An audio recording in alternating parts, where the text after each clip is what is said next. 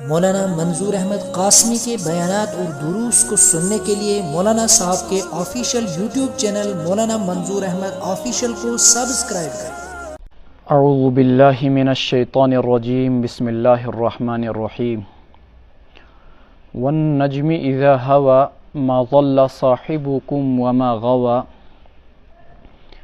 وما ينطق عن الهوى ان هو الا وحی یوحى علمه شدید القوى ذو مرة فاستوى وهو بالأفق الأعلى ثم دنا فتدلى فكان قاب قوسين أو أدنى فأوحى إلى عبده ما أوحى ما كذب الفؤاد ما رأى أفتمارونه على ما يرى۔ سورہ نجم مکہ مکرمہ میں نازل ہوئی، اس میں 62 آیتیں ہیں اور 3 رکوع۔ شروع اللہ کے نام سے جو بڑے مہربان نہایتی رحم و کرم والے ہیں۔ والنجم اذا ہوا، قسم ہے ستارے کی جب وہ ڈوبنے لگے۔ ما ضل صاحبکم وما غوا، تمہارے ساتھی نہ تو بھٹکے، وما غوا اور نہ بہکے، وما ينطق عن الهوى اور نہیں وہ نفسانی خواہش سے بات کرتے ہیں۔ ان ہوا الا وحی یوحا، یہ قرآن تو وہی ہے جو ان کی طرف بھیجی جاتی ہے۔ علمہ شدید القویٰ، تعلیم دی انہیں زبردست طاقتور فرشتے نے۔ ذو مرۃ، جو طاقتور ہیں، زبردست طاقتور ہیں۔ فاستویٰ، پھر وہ آ کھڑا ہوا اصلی صورت میں۔ وہو بالافق الاعلی، جبکہ وہ ایک اونچے کنارے پر تھا۔ ثم دنا، پھر وہ نزدیک ہوا۔ فتدلی، اور نزدیک آ گیا۔ فکان قاب قوسین او ادنی، پس 2 کمانوں کے برابر یا اس سے بھی کم فاصلہ رہ گیا۔ فاوحی، پس وہی بھیجی اللہ نے الی عبدہ، اپنے بندے کی طرف، ما اوحا، جو کچھ بھی وہی بھیجی۔ ما کذب الفؤاد ما رأى، دل نے نہ جھٹلایا جو کچھ رسول نے دیکھا۔ افتمارونہ، کیا تم جھگڑتے ہو ان کے ساتھ، شک و شبہ کرتے ہو اس چیز پر جو کچھ انہوں نے دیکھا۔ وَلَقَدْ رَآهُ نَزْلَةً أُخْرَى، نجم عربی زبان میں ستارے کو بولتے ہیں۔ ستارے کا ایک طلوع ہونے کا وقت ہوتا ہے، ایک ٹھیک جب وہ بیچ آسمان میں ہوتا ہے، اور ایک اس کا وقت ہوتا ہے جب وہ غروب ہونا شروع ہو جاتا ہے۔ جس وقت ستارہ غروب ہونا شروع ہو جاتا ہے تو اس وقت اہل عرب اس ستارے کے ذریعے سے اپنی منزلوں کا تعین کیا کرتے تھے، یعنی اپنے راستے معلوم کیا کرتے تھے۔ والنجم اذا ہوا، جس طریقے سے اہل عرب ستارے کے ذریعے سے راستے معلوم کیا کرتے تھے، ٹھیک اسی طریقے سے اللہ تبارک و تعالیٰ نے محمد الرسول اللہ صلی اللہ علیہ وسلم بھیجے تاکہ انسانیت ان کے ذریعے سے ہدایت کے راستوں کو معلوم کر سکے۔ ما ضل صاحبکم وما غوا، پھر اللہ رب العزت نے فرمایا کہ تمہارے ساتھی، لفظ استعمال کیا صاحب، جو تمہارے ساتھ رہنے والے ہیں۔ اس میں یہ چیز بتلائی گئی کہ یہ محمد الرسول اللہ صلی اللہ علیہ وسلم جنہیں پیغمبر بنا کر تمہاری طرف بھیجا گیا، ما ضل صاحبکم، یہ تمہارے ساتھ رہے، ان کا بچپن تمہارے سامنے ہے، ان کی جوانی تمہارے سامنے ہے، ان کی پوری زندگی تمہارے سامنے ہے، ان کے لیل و نہار تمہارے سامنے ہیں، ان کے معاملات تمہارے سامنے ہیں، ان کے اخلاق و کردار تمہارے سامنے ہیں۔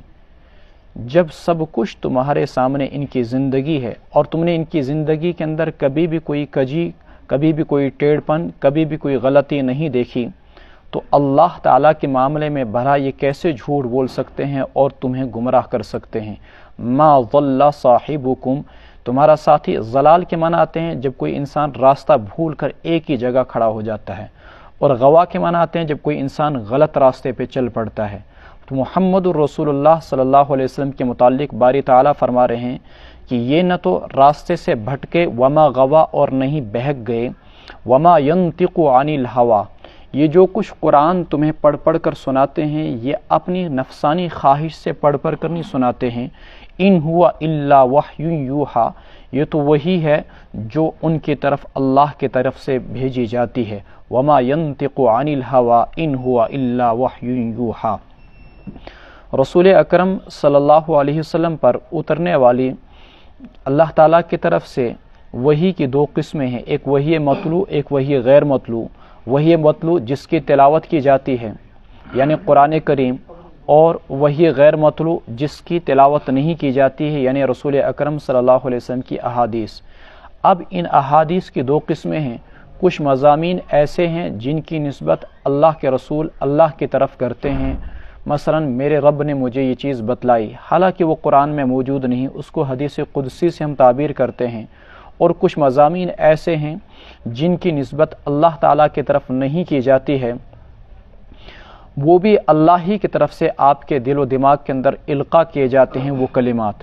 اس میں اگر کبھی کوئی غلطی ہو جاتی ہے تو اللہ تبارک و تعالیٰ کی طرف سے آپ کی اصلاح کر دی جاتی ہے۔ اس لیے اس شریعت کے اندر، اسلام کے اندر، قرآن کے اندر بھٹکنے، راستے سے ہٹ کر کوئی الگ بات کہنے یا ایسی چیز جو اللہ تبارک و تعالیٰ کو منظور نہ ہو، ایسی کسی بات کا دور دور تک شک و شبہ نہیں، سب کچھ اللہ ہی کی طرف سے ہے، وما ینطق عن الہوا ان ہوا الا وحی یوحا۔ اور پھر اس قرآن کی سند بیان کی جا رہی ہے کہ یہ جو قرآن اتارا گیا محمد الرسول اللہ صلی اللہ علیہ وسلم پر، جس ذات کی طرف اتارا گیا اللہ رب العزت نے ان کو سب سے اشرف اور پاکیزہ اتارا، جس رب العالمین نے اتارا وہ کائنات کا رب، اور جس ذریعے اور جس واسطے سے بھیجا گیا یعنی جبریل امین، اس کی اللہ تبارک و تعالیٰ صفات بیان کر رہے ہیں۔ علمہ شدید القویٰ، جس کو سکھلایا، تعلیم دی، پہنچایا اس کو زبردست طاقتور نے، ذو مرۃ، بڑی طاقت والے، فاستویٰ، بس وہ آ کھڑا ہوا حضرت صلی اللہ علیہ وسلم کے سامنے۔ اللہ کے نبی علیہ الصلوۃ والسلام پر سب سے پہلے وہی جو اتری وہ اقرأ بسم ربک الذی خلق اتری، جس وقت آپ کی عمر مبارک 40 سال تھی غار حرا کے اندر۔ پھر تقریباً 2.5 سال کا وقفہ بیچ میں گزرتا ہے، اللہ کے نبی علیہ الصلوۃ والسلام پر کوئی وحی نہیں اترتی ہے۔ آپ علیہ الصلوۃ والسلام کے دل و دماغ کے اندر وحی کا شدید شوق پیدا ہو جاتا ہے، تاں کہ بعض روایات میں آتا ہے کہ کبھی کبھی آپ پہاڑ سے اپنے آپ کو گرانے کی کوشش کرتے ہیں۔ اسی بیچ جبریل امین آتے ہیں اور غائبانہ طور پر اللہ کے نبی علیہ الصلوۃ والسلام کو آواز دیتے ہیں کہ آپ اللہ کے نبی ہیں، آپ مشقت میں نہ پڑیں، پریشان نہ ہوں، اللہ آپ کی طرف وحی کو بھیجیں گے۔ چنانچہ 2.5 سال کے بعد رسول رحمت صلی اللہ علیہ وسلم پر وحی اترتی ہے۔ علی اختلاف روایات، یا تو آپ مقام اجیاد میں تھے یا آپ غار حرا میں تھے۔ اسی بیچ جبریل امین اپنی اصل شکل میں رسول رحمت صلی اللہ علیہ وسلم کے سامنے نمودار ہوتے ہیں، اس طور پر کہ ان کے 600 پر تھے، مشرق سے مغرب تک پورا خلا انہوں نے بھرا ہوا تھا، سارا کا سارا خلا بھرا ہوا تھا۔ اور اس موقع پر آپ صلی اللہ علیہ وسلم پر سورہ مدثر کی وحی نازل ہوتی ہے، یا ایھا المدثر قم فانذر وربک فکبر وثیابک فطہر والرجز فاہجر ولا تمنن تستکثر۔ اسی واقعے کو قرآن کریم نے یہاں پر بیان کیا کہ جب جبریل امین کو اللہ کے نبی علیہ الصلوۃ والسلام نے اپنی اصلی شکل میں دیکھا تو وہ کیسے تھے، کہا وَهُوَ بِالْفَاسْتَوَىٰ، وہ ان کے سامنے آ کھڑا ہوا، وَهُوَ بِالْأُفُقِ الْأَعْلَىٰ، وہ اونچے کنارے پر تھے تاکہ صاف طریقے سے نظر آئیں۔ ثُمَّ دَنَا، پھر وہ نزدیک ہوئے، فَتَدَلَّىٰ، اور نزدیک آ گئے، فَكَانَ قَابَ قَوْسَيْنِ أَوْ أَدْنَىٰ، اب جبریل امین اور حضور اکرم صلی اللہ علیہ وسلم کے بیچ 2 کمانوں کے برابر یا اس سے بھی کم فاصلہ رہ گیا، او ادنا۔ عرب کے اندر جب 2 شخصوں کے درمیان اتحاد و اتفاق کا کوئی معاہدہ کرنا ہوتا انہیں، تو وہ 2 کمانوں کو آپس میں اس طریقے سے ملا دیتے، یہ کمان کی لکڑی اس سائڈ سے ہوئی اور یہ اس کی تانت ہوئی یا اس کی ڈور ہوئی، تو ان ڈور والی سائڈوں کو وہ آپس میں ملا دیتے تھے۔ یہ گویا کہ آپس میں اتحاد و اتفاق کے ان کے درمیان علامت تھی۔ یہاں پر جبریل امین اور حضور اکرم صلی اللہ علیہ وسلم کے بیچ اتحاد و اتفاق معنوی، روحانی اور جسمانی، اس کی طرف اشارہ کیا گیا کہ جبریل امین اور حضرت صلی اللہ علیہ وسلم کے بیچ 2 کمانوں کا یا اس سے بھی کم کا فاصلہ رہ گیا۔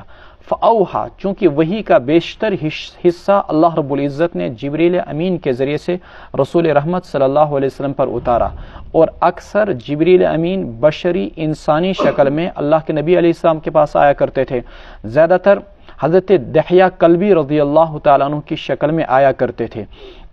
تو اب اس مضمون کو بیان کیا جا رہا فَأَوْحَا إِلَىٰ عَبْدِهِ مَا أَوْحَا، پھر اللہ نے جبریل امین کے ذریعے سے، یعنی اللہ نے وحی بھیجی اِلَىٰ عَبْدِهِ، اپنے بندے محمد صلی اللہ علیہ وسلم کی طرف، ما اوحا، جو کچھ بھی وحی کی، جس کا میں نے تذکرہ کیا، سورہ مدثر کی وحی نازل کی گئی تھی۔ ما كَذَبَ الْفُؤَادُ مَا رَأَىٰ، دل نے جھوٹ نہ ملایا جو کچھ رسول نے دیکھا، یعنی جو کچھ دیکھا انہوں نے اس منظر کا یقین کر لیا کہ واقعتاً یہ جبریل امین ہی ہے۔ کیا تم شک و شبہ میں مبتلا ہوتے ہو اس چیز پر جو کچھ انہوں نے دیکھا؟ یہ تو ایک ترجمہ اور ایک تفسیر ہوئی جو حضرت عائشہ رضی اللہ تعالی عنہا سے منقول اور دیگر جمہور مفسرین اور صحابہ سے منقول ہے کہ آیات کا اور ضمائر کا مرجع ہر جگہ جو ہے وہ جبریل امین کو قرار دیا جائے۔ ایک دوسری تفسیر حضرت انس بن مالک رضی اللہ تعالیٰ عنہ سے منقول ہے اور حضرت ابن عباس رضی اللہ تعالیٰ عنہ سے منقول ہے، انہوں نے تمام جگہوں پر ضمائر کا مرجع جو ہے وہ اللہ تبارک و تعالیٰ کی ذات کو مراد لیا کہ جبریل امین، یہ اللہ تبارک و تعالیٰ کے ساتھ ملاقات ہوئی عرش کے رات، رسول رحمت صلی اللہ علیہ وسلم کی معراج کی رات، اور عرش کے مقام پر رسول رحمت صلی اللہ علیہ وسلم سے ملاقات ہوئی، اور پھر ضمائر کا مرجع اللہ تعالیٰ کی طرف لیا۔ پھر ساری جگہوں پر ترجمہ اسی انداز میں کیا جائے گا کہ شدید القوا سے اللہ کی ذات مراد لی جائے گی، فاستوى وهو بالافق الاعلى ثم دنا فتدلى فکان قاب قوسین او ادنا فاوحا الی عبدہ ما اوحا۔ ساری جگہوں پر ضمائر کا مرجع اللہ تعالیٰ کی طرف لیا جائے گا کہ اللہ رسول رحمت صلی اللہ علیہ وسلم اللہ کے قریب ہوئے اور پھر اللہ کے ذات سے اتصال ہوا، اور پھر اللہ تبارک و تعالیٰ نے اپنے بندے کی طرف وحی کی جو کچھ بھی وحی کی۔ ما کذب الفؤاد ما رأى، جو رویت باری تعالیٰ ہوئی رسول نے اس کو نہیں جھٹلایا۔ یہ دوسری تفسیر ہے، لیکن علامہ ابن کثیر رحمۃ اللہ علیہ نے اور اس امت کے اندر مجدد ملت اور آخری صدی کے مشہور مفسر مولانا اشرف علی تھانوی رحمۃ اللہ علیہ نے بیان القرآن کے اندر اور دیگر جمہور مفسرین نے جو تفسیر کی ہے وہ تمام تر جگہوں پر ضمائر کا مرجع جبریل امین کو مراد لیا ہے۔ مسروق تابعی ہیں، یہ فرماتے ہیں کہ حضرت عائشہ رضی اللہ تعالیٰ عنہ کے سامنے گفتگو ہوئی کہ کیا رسول رحمت صلی اللہ علیہ وسلم نے شب معراج میں اللہ تبارک و تعالیٰ کا دیدار کیا؟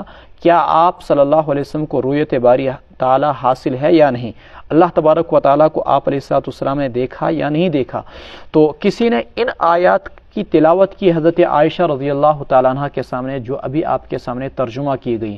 تو حضرت عائشہ رضی اللہ تعالیٰ عنہ فرماتی ہیں کہ میں اس امت کا پہلا فرد تھی جس نے رسول رحمت صلی اللہ علیہ وسلم سے ان آیات کے متعلق پوچھا، تو حضرت عائشہ رضی اللہ تعالیٰ عنہ فرماتی ہیں رسول رحمت صلی اللہ علیہ وسلم نے فرمایا فکان جبریل، یہ تو جبریل امین تھے جن کو میں نے دیکھا تھا مقام اجیاد کے اندر یا غار حرا سے دیکھا تھا۔ تو اس لیے جمہور مفسرین نے جو تشریح اور تفسیر کی ہے تمام جگہوں پر جبریل امین کی طرف ضمیر کے مرجع کو لوٹایا ہے اور جبریل امین کی زیارت کو مراد لیا ہے، اور اگلی آیات بھی اسی پر دلالت کر رہی ہیں۔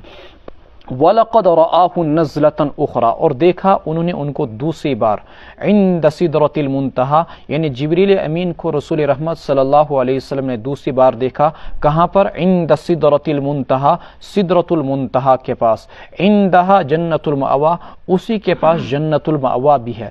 اذ یغشی السدرۃ ما یغشی، جب چھا رہی تھی بیری پر وہ چیز جو چھا رہی تھی، ما زاغ البصر، نہ تو نگاہ ہٹی، وما طغى، اور نہ حد سے آگے بڑھی، لقد رأى من آیات ربہ الکبریٰ، تحقیق کی دیکھا رسول رحمت صلی اللہ علیہ وسلم نے اس دن اپنے رب کی بڑی بڑی نشانیوں کو۔ جب اللہ کے نبی علیہ الصلوۃ والسلام معراج کی رات اللہ تبارک و تعالیٰ کے بلاوے پر عرش پر چلے گئے تو آسمانوں پر چلے گئے، تو چھٹے آسمان پر بعض روایات کے مطابق اور بعض روایات کے مطابق ساتویں آسمان پر سدرہ ایک درخت ہے، بیری کے درخت کو سدرہ بولتے ہیں۔ احادیث میں آتا ہے کہ اس کے جو پھل ہیں کا قلال الحجر، کہ جو ملک یمن کے اندر ایک شہر تھا وہاں کے جو مٹکے تھے بڑے بڑے، اس مٹکے کے برابر اس کے پھل تھے۔ حالانکہ عموماً بیری کا پھل اتنا سا چھوٹا سا ہوا کرتا ہے، لیکن اس کے پھل بڑے بڑے تھے، اور اللہ تبارک و تعالیٰ کے انوارات و تجلیات کی اس پر بارش ہو رہی تھی، کثرت سے اس پر سونے کے پروانے جو ہیں وہ چاروں جانب سے گشت کر رہے تھے۔ در منصور کی روایت کے مطابق یہ فرشتوں نے اللہ تبارک و تعالیٰ سے اجازت مانگی تھی کہ ہمیں بھی نبی آخر الزمان صلی اللہ علیہ وسلم کے دیدار کی اجازت دی جائے، تو یہ فرشتے تھے جو پروانوں کی شکل میں اس سدرہ کا چکر لگا رہے تھے، اور در حقیقتاً یہ رسول رحمت صلی اللہ علیہ وسلم کی زیارت کی غرض سے آئے تھے۔ اب بعض روایات کے مطابق یہ چھٹے آسمان پر ہے، اور بعض روایات کے مطابق یہ 7ویں آسمان پر ہے۔ تطبیق اس طریقے سے دی گئی کہ ممکن ہے کہ اس کی جڑیں چھٹے آسمان پر ہوں اور اس کے شاخیں 7ویں آسمان پر ہوں۔ یہیں پر انسانوں کے جو اعمال نیچے سے چڑھتے ہیں یہیں پر رک جاتے ہیں، اور اللہ تبارک و تعالیٰ کے جو احکامات آتے ہیں وہیں پر آ جاتے ہیں، وہاں سے پھر فرشتے ان احکامات کو وصول کر کے زمین پر نافذ کرتے ہیں۔ منتہا کی معنی اینڈ اور اختتام کے آتے ہیں، یہی گویا کہ مین سٹاپ اور ڈاک خانہ ہے، یہیں سے احکامات اوپر نیچے منتقل ہوتے ہیں۔ اللہ کے نبی علیہ السلام کو جبریل امین کی زیارت اسی سدرۃ المنتہا کے پاس دوسری بار اپنی اصل شکل میں ہوئی۔ ویسے تو سینکڑوں ہزاروں بار ہوئی ہوگی، لیکن اپنی اصلی شکل میں جبریل امین کی زیارت اسی سدرۃ المنتہا کے پاس ہوئی، عند سدرۃ المنتہا۔ اس کی خاصیت کیا بتائی گئی؟ عندہا جنت المأوا، اس کے پاس جنت المأوا ہے۔ ادھر سے جنت کے بارے میں آتا ہے کہ جنت عرش کے دائیں طرف ہے، جنت عرش کے دائیں طرف ہے، اور یہ بھی معلوم ہوا کہ ایسا نہیں جیسا بعض لوگ کہتے کہ ابھی جنت پیدا نہیں کی گئی ہے بلکہ قیامت کے دن پیدا کی جائے گی، نہیں، جنت پیدا کی جا چکی ہے، اور قرآن کریم اس کا ٹھکانہ بھی بتا رہا ہے کہ جنت کہاں پر ہے، سدرۃ المنتہا کے پاس اللہ تبارک و تعالیٰ کے عرش کے دائیں طرف جنت موجود ہے۔ اب یہ جنت المأوا کیا وہی بڑی والی جنت ہے جس کا ہم تذکرہ سنتے ہیں، یا کوئی الگ سے جنت؟ بعض لوگ فرماتے ہیں کہ جنت المأوا ایک اسپیشل ٹھکانہ ہے جہاں پر آدم علیہ السلام کی تخلیق ہوئی، اور جہاں پر آدم علیہ السلام نے وقت گزارا، اور جہاں سے ان کو دنیا کے اندر اتارا گیا۔ بعض لوگ فرماتے نہیں، جنت المأوا وہ ٹھکانہ ہے جہاں پر مومنوں کی روحیں رکھی جاتی ہیں، جس کو کہ بالفاظ دیگر علیین بھی کہا جاتا ہے۔ یا ایک قول یہ ہے کہ یہ وہی جنت ہے جہاں پر سارے مومنوں کو داخل ہونا ہے، واللہ عالم۔ اذ یغشی السدرۃ ما یغشی، جب اس بیری پر چھا رہی تھی وہ چیزیں جو چھا رہی تھی، یعنی وہ پروانے سونے کی شکل میں جن کا ابھی آپ کے سامنے تذکرہ ہوا۔ انسانی فطرت یہ ہے کہ جب وہ حیرت انگیز مناظر کا نظارہ اور مشاہدہ کرتا ہے تو نگاہیں انسان کی بھٹک جاتی ہیں، انسان یوں دیکھتا ہے، یوں دیکھتا ہے، یوں دیکھتا ہے۔ یہ کن ساتھ کا گامک بچور شہرس میں فرسٹ ٹائم چون سہ پہ وچھن ہور یور سن وتہ وچھن صرف دکانن کن وچھن، ایسا ہی کچھ ہوتا ہے۔ تو فرمایا کہ پیغمبر علیہ السلام نے جنت کے مناظر دیکھے، اور جنت سے حسین مناظر دنیا کے اندر بلکہ جہاں کے اندر بلکہ آخرت کے اندر بھی کوئی ہو نہیں سکتے ہیں۔ ان جنت کے مناظر کو دیکھتے وقت بھی پیغمبر کی نگاہ نہ ہٹی، ما زاغ البصر وما طغى، اور نہ حد سے آگے بڑھی۔ جس چیز کو دیکھنے کی اللہ تبارک و تعالیٰ کی طرف سے اجازت تھی صرف اسی کو دیکھا، اور جس چیز کی زیارت کرائی گئی صرف اسی کو دیکھا، نہ نگاہ ہٹی نہ حد سے آگے بڑھی۔ لقد رأى من آیات ربہ الکبریٰ، تحقیق کہ اس دن رسول رحمت صلی اللہ علیہ وسلم نے اپنے رب کی بڑی بڑی نشانیاں دیکھی، جیسا کہ روایات میں آتا ہے کہ آپ کو جنت و جہنم کی بھی سیر کرائی گئی۔ افرأیتم اللات والعزی، کیا تم نے لات و عزی کو دیکھا؟ ومناۃ الثالثۃ الاخری، اور تیسرے منات کو، الاخری جو کہ کم اوقات تھا۔ الکم الذکر ولہ الانثی، کیا تمہارے لیے مرد ہوں گے اور اللہ کے لیے عورتیں؟ تلک اذن قسمت ضیزی، یہ تو بڑی ہی نامنصفانہ تقسیم ہے۔ اہل مکہ چونکہ اللہ تبارک و تعالیٰ کی ذات اور صفات میں لات و منات اور عزیٰ کو شریک ٹھہراتے تھے۔ ہوتا کیا ہے کہ بزرگ اور اکابر شخصیات کی عقیدت آہستہ آہستہ بت پرستی میں اور شرک میں انسانوں کو پہنچا دیتی ہے۔ لات عرب کے اندر ایک بزرگ تھے، لت السویق کے معنی آتے ہیں کہ ستو کو پانی کے ساتھ گھولنا۔ یہ عموماً ستو کو پانی کے ساتھ گھول کر اہل عرب کو کھلایا کرتے تھے، مہمانوں کو، مسافروں کو کھلایا کرتے تھے۔ بزرگ شخصیت تھی۔ ایک دور گزرا کہ پھر آہستہ آہستہ اہل طائف نے ان کا بت بنایا اور ان کی پوجا شروع کر دی۔ اللہ کے نبی علیہ السلام نے جب طائف کو فتح کیا، بلکہ طائف خود طائف والے خود آپ کی بارگاہ میں حاضر ہوئے تو آپ نے کہا کہ آپ کو لات کو گرانا پڑے گا. انہوں نے کہا یا رسول اللہ صلی اللہ علیہ وسلم ہم یہی درخواست لے کر آئے ہیں کہ ہمارے بت کو نہ گرایا جائے, ہم ایمان لے آتے ہیں. اللہ کے نبی علیہ الصلوۃ والسلام نے کہا یہ تو نہیں ہو سکتا ہے. پھر انہوں نے کہا کہ اچھا چلے پھر ہماری کم سے کم یہ درخواست قبول کی جائے کہ ہمارے بت کو ہمارے ہاتھوں سے نہ گروایا جائے, آپ خود گرائیں. اللہ کے نبی علیہ الصلوۃ والسلام نے کہا کوئی بات نہیں, منظور ہے. پھر انہوں نے کہا کہ اچھا کم سے کم ہمیں مہلت دی جائے کہ 3 سال تک ہمارے بت کو نہ گرایا جائے. اللہ کے نبی علیہ السلام نے کہا یہ نہیں ہو سکتا ہے. پھر سال 6 مہینے, آہستہ وہ 1 مہینے پر پہنچے. اللہ کے نبی علیہ السلام نے کہا کہ 1 مہینے کی بھی مہلت نہیں دی جا سکتی ہے. چنانچہ آخرکار ابو سفیان کو اور حضرت مغیرہ ابن شعبہ رضی اللہ تعالی عنہما کو اللہ کے نبی علیہ الصلوۃ والسلام نے بھیجا, اور جنہوں نے اس بت کو لات کے ٹکڑے ٹکڑے کر دے, مکانوں کی شکل میں بنا کے رکھے تھے انہوں نے بڑے بڑے بت, تو اس کے ریزے ریزے کر دے. وہ سوچتے تھے, ڈرتے تھے کہ شاید جو ان کو چھیڑے گا تو وہ تباہ و برباد ہوگا, لیکن صحابہ کے ساتھ کچھ نہیں ہوا. یوں ان کی وہ عقیدت اور ان کا وہم اور ان کا وہ ڈر اور ان کے دلوں میں جو ہیبت تھی بتوں کی وہ بھی پاش پاش ہو گئی, اور الحمدللہ عقیدہ توحید ان کے دلوں کے اندر راسخ ہو گیا اور جم گیا. یہ تو لات کا حال ہوا. عزا یہ دوسرا بت تھا. یہ جو ابو لہب اللہ کے نبی علیہ السلام کے چچا تھے, اس کا اصلی نام عبد العزا تھا. عجیب اتفاق دیکھیے کہ رسول رحمت صلی اللہ علیہ وسلم کے جن چاچاؤں کا اسلامی نام تھا اللہ نے ان کو اسلام کی دولت سے نوازا, اور جن کا غیر اسلامی نام تھا وہ اسلام کی دولت سے نوازے نہ جا سکے. اللہ تبارک و تعالیٰ کی مرضی اور منشا اور مشیت ہی کچھ ایسی تھی. چنانچہ عزا مقام نخلا میں ایک بت تھا, ذات عرق ایک جگہ کا نام ہے, وہیں پر اس کی بھی بنو ہلال جو تھے اس کی زبردست اس کی بھی وہ لوگ پر قریش کا یہ بت تھا, اور قریش کے لوگ اس کی زبردست پوجا اور پرستش اور عزت و احترام کیا کرتے تھے. اللہ کے نبی علیہ الصلوۃ والسلام نے اس کو گرانے کے لیے بھی حضرت خالد ابن ولید رضی اللہ تعالیٰ عنہ کو بھیجا, اور انہوں نے اس کو پاش پاش کر دیا. یوں بتوں کی جو ہیبت قریش کے دل میں بیٹھی تھی وہ بھی ختم ہو گئی. منات یہ بنو ہلال کا بت تھا, مکہ اور مدینہ کے بیچ ایک مقام پر واقع تھا. اللہ کے نبی علیہ الصلوۃ والسلام نے حضرت علی رضی اللہ تعالیٰ عنہ کو بھیجا فتح مکہ کے موقع پر, اور انہوں نے اس بت کو پاش پاش کر دیا. یوں اہل عرب کے دلوں کے اندر جو ان بڑے بڑے بتوں, یہ ان کے بڑے بڑے بت تھے, ہیبت ختم ہو گئی, اور اللہ رب العزت نے سرزمین عرب کے اندر عقیدہ توحید کو رائج کر دیا. حتیٰ کہ ایک حدیث ہے ان الشیطان قد ایس من ان یعبدہ المصلون فی جزیرۃ العرب ولکن فی التحریش بینہم. اب شیطان اس بات سے مایوس ہو گیا کہ جزیرۃ العرب میں اس کی پوجا کی جائے. ہاں ایک چیز سے اب بھی وہ پر امید ہے کہ کم سے کم میں ان کے درمیان اختلافات اور جھگڑے پیدا کروں اور یوں ان کو گناہوں کے اندر مبتلا کروں, لیکن سرزمین عرب کے اندر بت پرستی اب نہیں ہو سکتی ہے. کل بھی یہ مضمون آیا تھا کہ اللہ رب العزت کے لیے فرشتوں کو یہ بیٹیاں قرار دیتے تھے, اور انسانی فطرت ہے کہ لڑکے کو محبوب اور پسندیدہ سمجھا جاتا ہے, لڑکی کو کمزور سمجھا جاتا ہے. تو یہ کہتے تھے کہ لڑکے ہمارے لیے اور لڑکیاں اللہ کے لیے, یعنی اللہ تبارک و تعالیٰ کی طرف کمزور کی نسبت کرتے تھے اور اپنی طرف مضبوط چیز کی نسبت کرتے تھے. اللہ نے کہا تلک اذن قسمۃ ضیزیٰ, یہ تو انتہائی نامنصفانہ تقسیم ہے. ان ہی الا اسماء سمیتموہ, یہ تو چند نام ہے جو تم نے رکھ لیے ہیں, تم نے اور تمہارے آبا و اجداد نے. ما انزل اللہ بہا من سلطان, اللہ نے ان کی کوئی دلیل نہیں اتاری.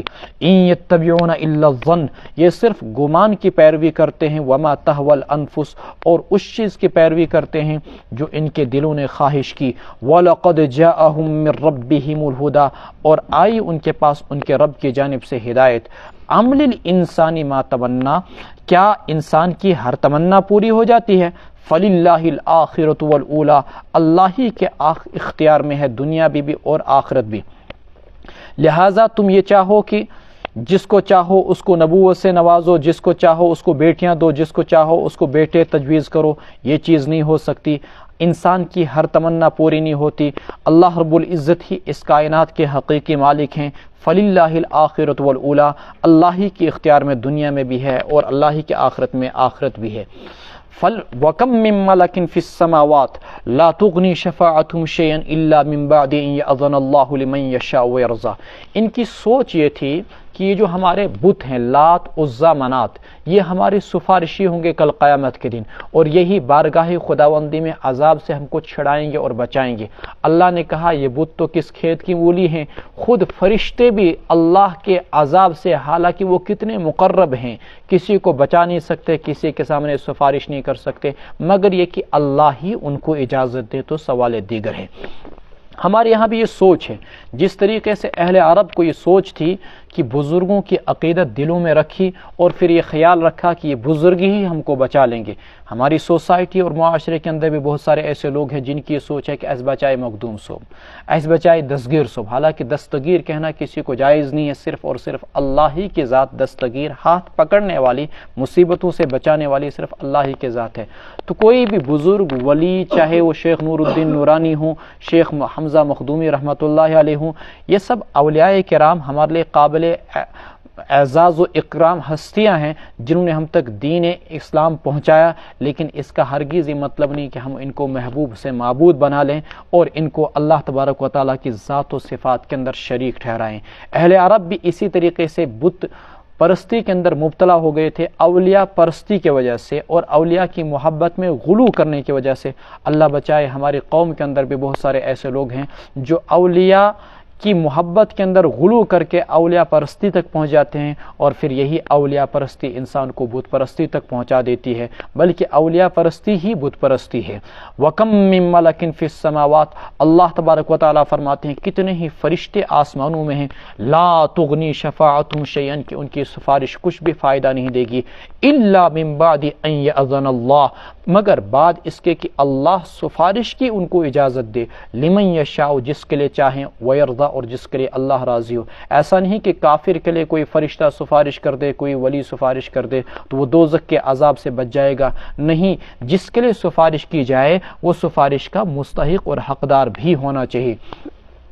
ان الذين لا يؤمنون بالآخرة لا يسمون الملائکۃ تسمیۃ الانثى، یقیناً جو لوگ آخرت پر ایمان نہیں رکھتے ہیں وہی فرشتوں کے نام رکھتے ہیں عورتوں کے سے نام، وما لهم به من علم، حالانکہ ان کو اس بارے میں کچھ بھی علم نہیں، ان یتبعون الا الظن، وہ صرف اور صرف گمان کی پیروی کرتے ہیں، وان الظن لا یغنی من الحق شیئا، اور گمان حق کے معاملے میں کچھ بھی کام نہیں آتا ہے۔ دیکھیے تصورات بنا دیتے ہیں، یا نبی الکلام لک حکم آزادی، خود ہی لوگوں نے اپنے خیالات تیار کر رکھے ہیں، اپنے خود ساختہ عقیدے تیار کر رکھے ہیں کہ ہمیں ہمارے معبود کام آئیں گے، ہمیں ہمارا فلاں شخص کام آئے گا اور ہم کو دوزخ کی آگ سے بچائے گا۔ حضرت عیسیٰ علیہ السلام کے متعلق عیسائیوں نے عقیدہ گھڑ لیا کہ وہ ہم کو دوزخ کی آگ سے بچائیں گے۔ یہودیوں نے کہا کہ لن تمسنا النار الا ایاما معدودہ، ہم کو تو دوزخ کی آگ چھو ہی نہیں سکتی ہے، نحن ابناء اللہ واحباؤہ، ہم اللہ کے بیٹے ہیں، ہم اللہ کے محبوب ہستیاں ہیں، ہمیں آگ کہاں چھو سکتی ہے، لن تمسنا النار الا ایاما معدودہ۔ مشرکین نے بھی اسی قسم کے عقیدے گھڑ رکھے ہیں، بھئی ہمیں ہمارے بت جو ہیں وہ اللہ کی غضب سے، اللہ کے قہر سے بچا لیں گے۔ اللہ تعالیٰ فرماتے ہیں ان یتبعون الا الظن، یہ ان کے خیالی پلاؤ ہیں، وان الظن لا یغنی من الحق شیئا، گمان حق کے معاملے میں کچھ بھی نہیں آ سکتا، کام نہیں آ سکتا۔ فاعرض عمن تولی عن ذکرنا، اللہ اکبر، سو آپ پہلو تہی اختیار کیجیے، اعراض کیجیے اس شخص سے جس نے ہماری نصیحت سے منہ موڑ دیا، ولم یرید الا الحیات الدنیا، اور اس کے پیش نظر صرف دنیاوی زندگی ہی ہے، ذالک مبلغهم من العلم، یہی ہے ان کے علم کی انتہا، ان ربک، یہی ہے ان کے معلومات کی انتہا، ان ربک هو اعلم بمن ضل عن سبیلہ، یقیناً آپ کا رب خوب اسے جانتا ہے جو اس کے راستے سے بھٹک گیا، وهو اعلم بمن اهتدى، اور وہ اسے بھی خوب جانتا ہے جو درست راستے پر ہے۔ دنیاوی لوگوں کی سوچ، مطمح نظر، تصور، خیالات، پیش نظر صرف اور صرف دنیا ہوتی ہے۔ اللہ تعالیٰ فرماتے ہیں فَأَعْرِضْ عَمَّن تَوَلَّى وَلَمْ يُرِدْ عَنْ ذِكْرِنَا وَلَمْ يُرِدْ إِلَّا الْحَيَاةَ الدُّنْيَا ذَلِكَ مَبْلَغُهُم مِّنَ الْعِلْمِ، ان کی سوچوں کی منتہا اور ان کے خیالات، ان کے فکر، ان کی آرزو، ان کی تمنا اور صرف دنیا پر ان کی نظر جا کر ٹک جاتی ہے، آخرت کے بارے میں ان کی سوچ کچھ نہیں۔ اب آج کل کے جتنے بھی عصری علوم سکولوں اور کالجوں میں پڑھائے جاتے ہیں، چاہے کوئی بھی علم ہو، وہ سارے کے سارے علوم مادے پر آ کر اٹک جاتے ہیں۔ مٹیریل پر آ کر اٹک جاتے ہیں۔ وہ مٹیریل کا جو خالق ہے، مادے کا جو خالق یعنی اللہ تبارک و تعالیٰ کی ذات ہے، اس کی طرف یہ علوم رہنمائی نہیں کرتے ہیں۔ اللہ تبارک و تعالیٰ فرماتے ہیں کہ ان علوم کی طرف جو مادے اور مٹیریل کا خالق ہے، اللہ کی طرف رہنمائی کرنے والے علوم وہ وہی کے علوم ہیں، وہ دنیاوی علوم نہیں ہو سکتے ہیں۔ تو دنیاوی لوگوں کی زندگی کا مقصد صرف اور صرف وَلَمْ يُرِدْ إِلَّا الْحَيَاةُ الدُّنْيَا، دنیاوی مفادات ہوتے ہیں۔ وہ چیزوں کو مفادات کے جائزے سے، نظریے سے دیکھتے ہیں، وہ مفادات کی اینک لگا کر دیکھتے ہیں، وہ وہی کی اینک لگا کر نہیں دیکھتے ہیں۔ ذالک مبلغہم من العلم، حالانکہ مٹیریل سے اور مادے سے اصل انسان جانا چاہیے، مٹیریل کا جو خالق ہے اللہ کی ذات، اس کی طرف انسان کو جانا چاہیے۔ وہ ایٹم سے لے کر کائنات کی بڑی سے بڑی چیزیں ہوں، سب کی طرف، سب کے خالق کی طرف انسان کو جانا چاہیے، چاہے وہ جمادات ہوں، چاہے وہ نباتات ہوں، چاہے حیوانات ہوں، زمین سے اگنے والی چیزیں ہوں، یا تمام حیوانات ہوں، جانور ہوں، یا اسی طریقے سے پتھر ہوں، زمین ہو، آسمان ہو، ستارے ہوں، سیارے ہوں، انسان اصل ان کے خالق کی طرف جانا چاہیے۔ ان ربک هو اعلم بمن ضل عن سبیلہ وهو اعلم بمن اہتدی وللہ ما فی السماوات وما فی الارض، زمینوں اور آسمانوں میں جتنی چیزیں ہیں سب اللہ ہی کی ہیں۔ لیجزی الذین اساءوا بما عملوا، تاکہ اللہ بدلہ دے ان لوگوں کو، سزا دے ان لوگوں کو جنہوں نے برے اعمال کیے، ان کے برے عمل کا، وَيَجْزِيَ الَّذِينَ أَحْسَنُوا بِالْحُسْنَى، اور جنہوں نے اچھے عمل کیے ان کو اچھائی کے ذریعے سے اللہ تعالیٰ بدلہ دے۔ الَّذِينَ يَجْتَنِبُونَ، کون ہیں یہ لوگ جن کے لیے اللہ تعالیٰ کے ہاں اچھا بدلہ ہے؟ الذین یجتنبون کبائر الاثم، جو بڑے بڑے گناہوں سے بچتے ہیں اور بے حیائی کے کاموں سے بچتے ہیں، الا اللمم، مگر ہلکے پھلکے گناہ تو ہو ہی جاتے ہیں۔ ان ربک واسع المغفرہ، آپ کا رب بڑی وسیع مغفرت والا ہے۔ ہوا اعلم بکم، وہ تمہیں خوب جانتا ہے۔ اذ انشأکم من الارض، جب اس نے تم کو زمین سے پیدا کیا۔ واذ انتم اجنۃ، اور جب تم بچے تھے اپنے ماؤں کے گود میں، فی بطون امہاتکم، شکم میں۔ فلا تزکوا انفسکم، سو اپنی پاکیزگی نہ بیان کرو۔ ہوا اعلم بمن اتقی، وہ اسے خوب جانتا ہے جو تقوی اختیار کرتا ہے۔ دیکھیے یہ آیت ہمارے لیے ایک قسم کی راحت ہے، ایک قسم کے لیے سکون بھی ہے، اس معنی کر کہ اس میں ہلکے پھلکے گناہوں کی معافی کا اعلان کیا گیا۔ احادیث میں آتا ہے کہ جب انسان نماز پڑھتا ہے، اچھی طریقے سے وضو کرتا ہے، تو وضو کے ساتھ ہی انسان کے سارے گناہ دھل جاتے ہیں۔ ایک نماز سے پچھلی نماز تک کے گناہ معاف ہو جاتے ہیں، ایک کچھ اعمال سے پچھلے جمعہ سے لے کر اس جمعہ تک کے گناہ معاف ہو جاتے ہیں، اور کچھ روزوں کے ذریعے سے اور راتوں کے قیام کے ذریعے سے پچھلے سال سے لے کر اس سال کے گناہ معاف ہو جاتے ہیں، حج کے ذریعے سے پچھلے سارے گناہ معاف ہو جاتے ہیں، عمرے کے ذریعے سے لے کر پچھلے عمرے سے لے کر اس عمرے تک کے گناہ معاف ہو جاتے ہیں۔ اسی طریقے سے انسان سے جو ہلکے پھلکے گناہ ہوتے ہیں وہ بھی اللہ تبارک و تعالی مختلف ہیلوں اور بہانوں سے معاف کر دیتے ہیں۔ اب بڑے جو گناہ ہیں وہ معاف نہیں ہوں گے الا یہ کہ انسان توبہ کرے۔ بڑے گناہ کون ہیں؟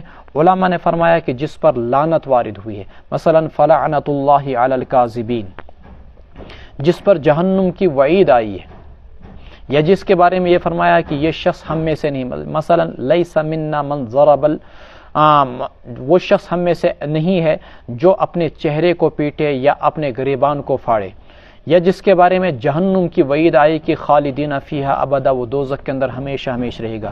جن گناہوں کے بارے میں دوزخ کی وعید آئی، جن گناہوں کے بارے میں اللہ کے نبی علیہ الصلوۃ والسلام نے کہا کہ یہ ہم میں سے نہیں ہے، جن گناہوں کے بارے میں اللہ کے نبی علیہ الصلوۃ والسلام نے لعنت فرمائی، تو وہ گناہ کبیرہ کہلائیں گے، اور جن کے بارے میں یہ وعید نہیں آئی ہے وہ گناہ کبیرہ نہیں بلکہ صغیرہ کہلائیں گے۔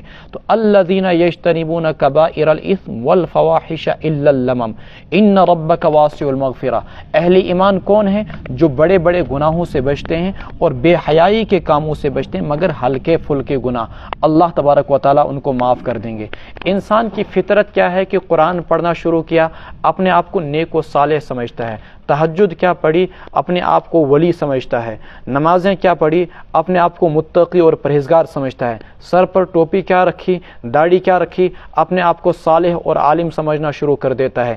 انسان کی فطرت ہی کچھ عجیب ہے، تھوڑی سی نیکی کر دی بس اپنے آپ کو اولیاء اللہ میں شمار کرنے لگتا ہے۔ اللہ تعالیٰ فرماتے ہیں تھوڑی سی نیکیاں کر کے اپنے آپ کو ولی اللہ نہ سمجھو، عجب اور تکبر کے اندر مبتلا مت ہو جاؤ۔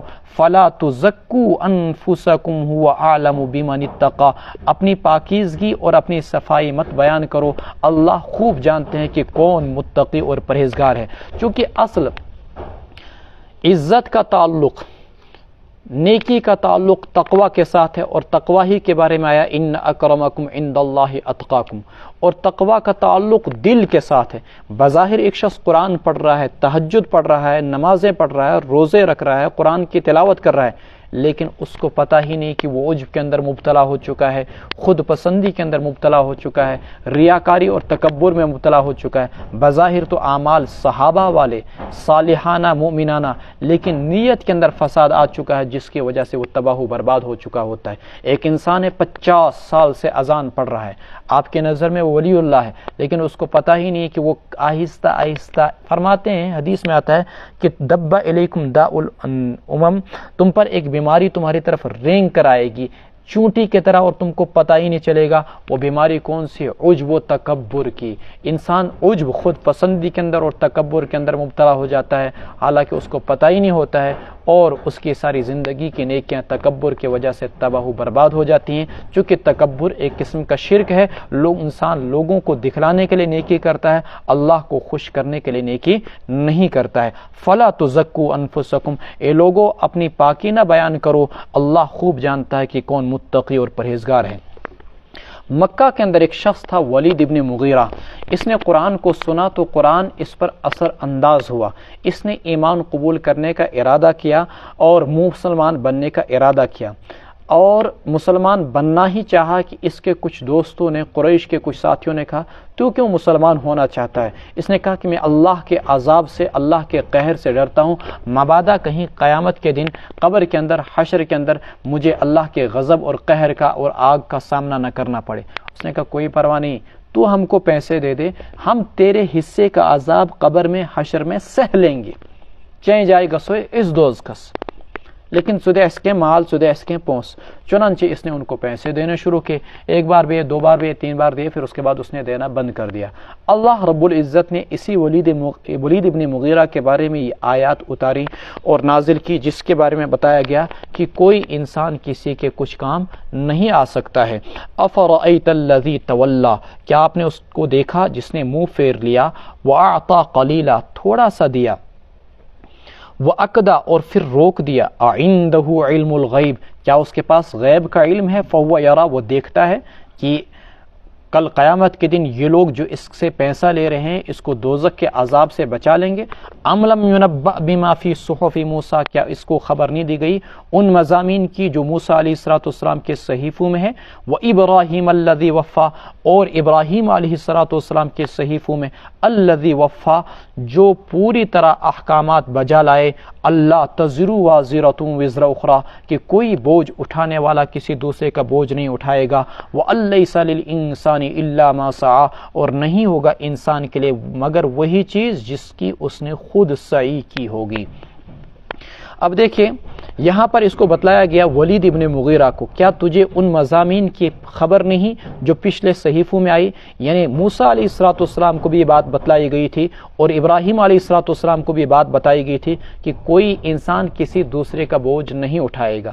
ایسا نہیں ہو سکتا ہے کہ گناہ بیٹا کرے اور کل قیامت کے دن باپ کہے گا آجا تیری جگہ میں جہنم کے اندر چلا جاؤں، گناہ بھائی کرے اور دوسرا بھائی کہے گا آجا تیری جگہ میں جہنم کے اندر چلا جاؤں، گناہ شوہر کرے اور بیوی بولے آجا میں تیری جگہ جہنم کے اندر چلا جاؤں۔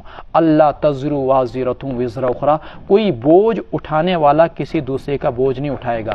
قرآن کریم میں آتا ہے وَإِن تدعو إِلَى مُثْقَلَةٍ إِلَى حِمْلِهَا لَا يُحْمَلْ مِنْهُ شَيْئًا، کہ کل قیامت کے دن اگر پکارا جائے گا کسی بوجھل شخص کو وہ پکارے گا کسی بوجھل کسی شخص کو پکارے گا کہ آ جاؤ میرا بوجھ اٹھا لو، تو کوئی اس کا بوجھ نہیں اٹھائے گا، سب کو نفسا نفسی کی عالم ہوگی۔ یوم یفر المرء من اخیہ و امہ و ابیہ و صاحبتہ و بنیہ، انسان اپنے باپ سے، بھائی سے، بیٹے سے، بیوی سے بھاگے گا، کوئی کسی کے کام نہیں آئے گا۔ وَأَن لَّيْسَ لِلْإِنسَانِ إِلَّا مَا سَعَىٰ، اور انسان کو وہی چیز ملے گی جس کی اس نے خود سعی کی ہوگی۔ اس پر کچھ مسائل کا استنباط ہوگا، لیکن پہلے میں اتنا عرض کرتا چلے چلوں کہ ابراہیم علیہ السلام کے بارے میں اللہ نے یہ کیا کہا، الذی وفا، کہ جس نے احکامات کو بجا لایا۔ ایسا کون سا عمل تھا جو ابراہیم علیہ السلام کیا کرتے تھے؟ اس کے بارے میں دو چیزیں آتی ہیں، ایک یہ کہ وہ کثرت سے ان آیات کو زبان سے پڑھا کرتے تھے، فسبحان اللہ حین تمسون وحین تصبحون وَلَهُ الْحَمْدُ فِي السَّمَاوَاتِ وَالْأَرْضِ وَعَشِيًّا وَحِينَ تُظْهِرُونَ، خصوصاً صبح و شام۔ اسی وجہ سے اللہ رب العزت نے ان کے بارے میں کہا الذی وفا، جنہوں نے احکامات کو بجا لایا۔ دوسری چیز، آگ کے اندر جلے لیکن رب العالمین کی نافرمانی نہیں کی۔ حکم دیا گیا کہ اسماعیل علیہ السلام کو ذبح کرو، حاضر ہوئے۔ حکم ہوا کہ بے آب و گیاہ کے اندر، میں ایک جنگل کے اندر اپنے بچوں کو چھوڑ کر چلے جاؤ، اٹھ کے چلے گئے، چھوڑ کے چلے گئے۔ حکم ہوا کہ اس پہاڑ کو ہٹا کر خانہ کعبہ کو تعمیر کرو، انہوں نے تعمیر کیا۔ تو ان سے بڑھ کر احکامات خداوندی اور کون بجا لا سکتا تھا؟ تیسری چیز یہ کہی گئی کہ وہ اکثر صبح اشراق کی 4 رکعتیں پڑھا کرتے تھے۔ حدیث میں آتا ہے اللہ تبارک و تعالیٰ فرماتے ہیں میرے بندے تو دن چڑھتے وقت میری رضا کے لیے 4 رکعتیں پڑھ، یعنی اشراق کی 4 رکعتیں، میں پورے دن کے کاموں میں تیرے لیے کفایت کر جاؤں گا، دن میں جتنے بھی کام ہوں گے تیرے وہ سارے کام میں بنا دوں گا۔ ایک ملازموں کو، تاجروں کو خاص طور پر اشراق پڑھنے کا معمول رکھنا چاہیے۔ دن بھر کتنی پریشانیاں آتی ہیں، مصیبتیں آتی ہیں، مشقتیں آتی ہیں، تاجروں کو، مزدوروں کو، سارے لوگوں کو اللہ تبارک و تعالیٰ فرماتے ہیں میں تمہارے سارے دن کے کام بنا دوں گا، بس تم صرف صبح دن چڑھتے وقت 4 رکعتیں اشراق کی پڑھ لینا۔ ابراہیم علیہ السلام کا معمول تھا کہ وہ اشراق کی 4 رکعتیں پڑھا کرتے تھے، اس لیے اللہ رب العزت نے کہا وہ ابراہیم الذی وفا۔ اب یہاں پر آیت میں یہ بتایا گیا کہ وہ لیس للانسان الا ما سعی، کہ انسان کے لیے نہیں مگر صرف وہی وہ جو سعی کرے گا، جس چیز کی اس نے کوشش کی۔ سوال یہ پیدا ہوتا ہے کہ کیا ہم جو ایصال ثواب کرتے ہیں وہ مردوں کو پہنچتا ہے یا نہیں؟ ہم اگر اپنے مردوں کے نام کوئی صدقہ کریں وہ ان کو پہنچے گا یا نہیں؟ ہم اگر اپنے مردوں کے لیے دعا کریں وہ اس کے لیے فائدہ مند ہوگا یا نہیں؟ ہم کوئی بھی کام کریں تو مردوں کو اس کا فائدہ ہوگا یا نہیں؟ دیکھیے جہاں تک مالی صدقات کے فائدے پہنچنے کا مسئلہ ہے تو اس پر پوری امت متفق ہے کہ آپ اگر اپنے مرحومین کے نام کوئی بھی مالی صدقہ کریں تو اس کا فائدہ ان کو پہنچے گا۔ اس پر مالکیہ ہوں، شافعیہ ہوں، حنابلہ ہوں، سب کے سب متفق ہوں۔ ایک صحابی تھے بارگاہ رسالت مآب میں آئے، یا رسول اللہ صلی اللہ علیہ وسلم میری والدہ کا انتقال ہوا، کیا میں ان کے نام اگر صدقہ کچھ کروں ان کو فائدہ ہوگا؟ اللہ کے نبی علیہ السلام نے کہا یقیناً فائدہ ہوگا۔ کہا کہ یا رسول اللہ صلی اللہ علیہ وسلم پھر کیا میں صدقہ کروں ان کے لیے؟ فرمایا کہ پانی کا انتظام کرو، مثلا کہیں پر کنواں کھود دو، تو جب تک لوگ اس کنویں سے پانی پیتے رہیں گے اور تب تک تمہارے اس مردے کو اس کا ثواب ملتا رہے گا اگر تم نے اس کے نام یہ مالی صدقہ کیا۔ اور اللہ کے نبی علیہ السلام کا فرمان ہے اذا مات الانسان انقطع عملہ، جب انسان مر جاتا ہے تو اس کا عمل اس سے منقطع ہو جاتا ہے، الا من 3، مگر 3 چیزیں، ایک صدقہ جاریہ، مسجد بنا دی، کہیں پر سرائی خانہ بنا دیا، مسافر خانہ بنا دیا، کہیں پر ٹینکی پانی کے لگا دی، کہیں پر یا درخت کہیں پر لگا دیا، جب تک لوگ اس چیز سے فائدہ اٹھاتے رہیں گے مردے کو اس کا ثواب ملتا رہے گا۔ تو مالی ایصال ثواب، مالی صدقات کا فائدہ پہنچتا ہے، اس پر پوری امت متفق ہے۔ اچھا اب رہا مسئلہ حج کا بھی ثواب ملتا ہے، اس پر بھی سارے لوگ متفق ہیں۔ پھر اس کا مسئلہ رہتا ہے بدنی عبادات کا، مثلا آپ نماز پڑھیں، مثلا آپ روزہ رکھیں، مثلا آپ نے قرآن کی تلاوت کی، اس کا اور پھر آپ نے ثواب بخشا، فائدہ پہنچے گا یا نہیں؟ امام مالک اور امام شافعی رحمۃ اللہ علیہ فرماتے ہیں بدنی عبادات کا ثواب نہیں پہنچتا ہے، جبکہ امام ابو حنیفہ رحمۃ اللہ علیہ اور جمہور علماء امت یہ کہتے ہیں کہ بدنی عبادات کا بھی ثواب پہنچتا ہے۔ رسول رحمت صلی اللہ علیہ وسلم نے فرمایا اقرؤوا سورۃ یاسین علی موتاکم، اپنے مردوں پر سورہ یاسین پڑھو۔ دیکھیے ایک ہوتا محتضر، ایک ہوتا میت۔ محتضر بولتے ہیں اس شخص کو جس کو موت آ رہی ہو، جس کی سانس اکھڑ رہی ہو۔ اللہ کے نبی نے یہ نہیں کہا کہ اقرؤ سورۃ یاسین علی محتضرکم، جس کو موت آ رہی ہے اس کے پاس سورہ یاسین پڑھو، بلکہ کیا کہا علی موتاکم، جس کو موت آ چکی ہو، میت ہو چکا ہو، اس کے پاس سورہ یاسین پڑھو۔ معلوم ہو کہ فائدہ پہنچے گا، تبھی تو اللہ کے نبی علیہ السلام نے کہا۔ حضرت سعد ابن معاذ رضی اللہ تعالیٰ عنہ کو قبر میں اتارا گیا، قبر ان پر تنگ ہو گئی۔ اللہ کے نبی علیہ السلام بہت دیر تک وہاں پر سبحان اللہ، الحمدللہ، اللہ اکبر تسبیح پڑھتے رہے۔ صحابہ نے پوچھا یا رسول اللہ، آپ نے خلاف معمول آج ایسا کیوں کہا؟ کہا کہ قبر ان پر تنگ ہو گئی تھی، میری تسبیح، میری تقدیس، میری تحمید کی برکت سے قبر ان پر کشادہ ہو گئی۔ جب تسبیحات فائدہ دے سکتی، سبحان اللہ، الحمدللہ، اللہ اکبر، تو قرآن کی تلاوت مردوں کو کیوں فائدہ نہیں دے سکتی ہے؟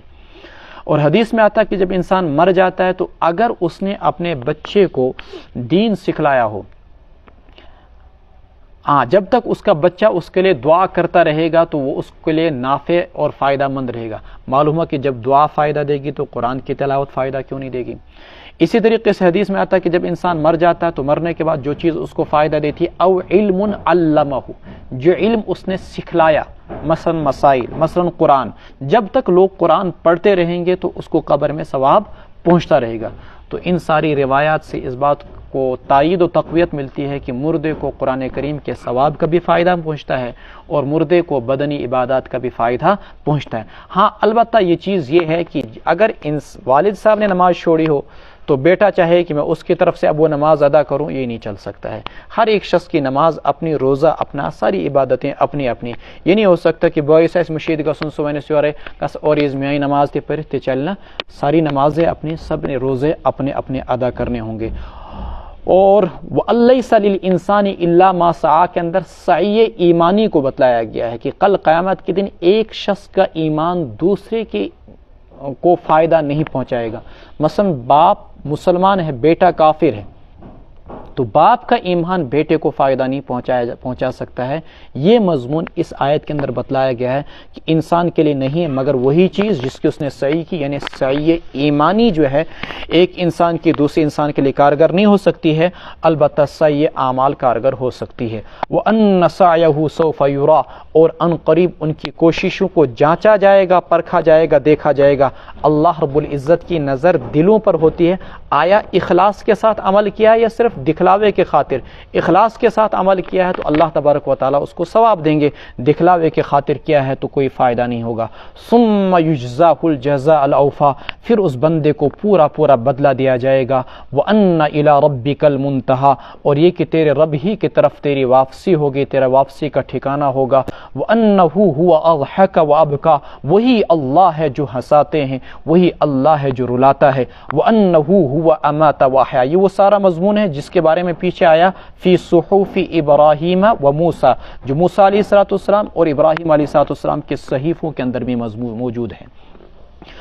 وَأَنَّهُ هُوَ أَمَاتَ وَأَحْيَا، اور یہ کہ وہی اللہ مارتے ہیں اور زندگی بھی بخشتے ہیں۔ وَأَنَّهُ خَلَقَ الزَّوْجَيْنِ الذَّكَرَ وَالْأُنثَى، اسی اللہ نے دو جوڑوں کو پیدا کیا، نر اور مادے کو، من نطفۃ، منی کے قطرے سے، اذا تمنا، جب اس کو مادر رحم کے اندر ڈالا جاتا ہے۔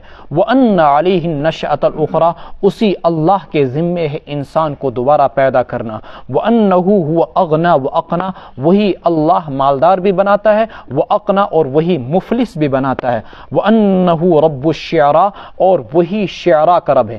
شعراء ایک ستارہ آسمان میں انتہائی چمکدار ہوتا ہے۔ قریش کے اندر بنو خزاعہ اس کی پوجا کیا کرتے تھے، فرمایا کہ اس شعراء کی تم کیا پوجا کرتے ہو جبکہ یہ شعراء خود مخلوق ہے اور اس کا خالق بھی اللہ تبارک و تعالی ہے۔ تو شعراء نامی ستارے کا رب بھی اللہ ہی ہے۔